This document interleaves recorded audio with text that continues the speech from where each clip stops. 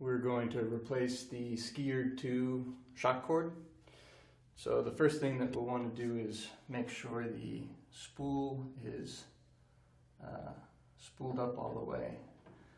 The white cord wants to be wrapped all the way so it's tight on the spool. And then we take the replacement bungee cord, we send one end up through one of the two holes in the top cap here. And send it up through the top and then down the other hole. And then you pull the slack out and tie a single overhand knot. And just pull that tight with keeping as little tail as possible.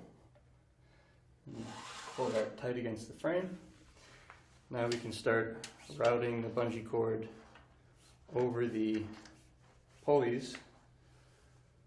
So we'll send it down behind the spool and down on the left side of the left-hand pulley, and then up the right side of the left-hand pulley.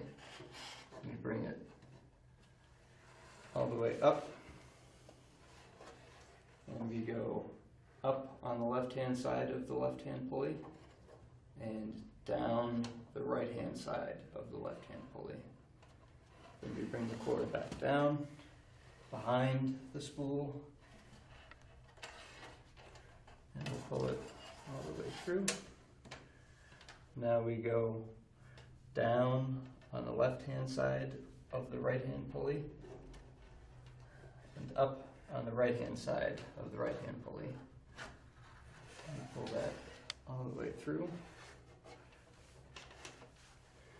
And at the top, we'll go up the left-hand side of the right-hand pulley and down the right-hand side of the right-hand pulley. Once you have the bungee routed over all of the pulleys, we'll wrap it on the spool. So we'll send the green bungee behind the spool first, and we want to get 2 wraps of the bungee. So we send it around the spool once,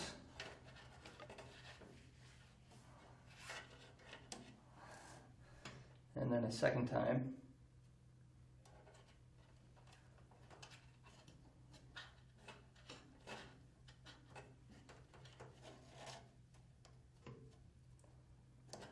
And once it's around the spool twice, we'll tie the knot in the end. And to do that, it's just a double overhand knot. So you tie one overhand knot, and then you send the tail around one more time, and then tighten that down. So it's a big knot at the end of the shock cord. We want to make sure that's tight and that this tail is as short as possible.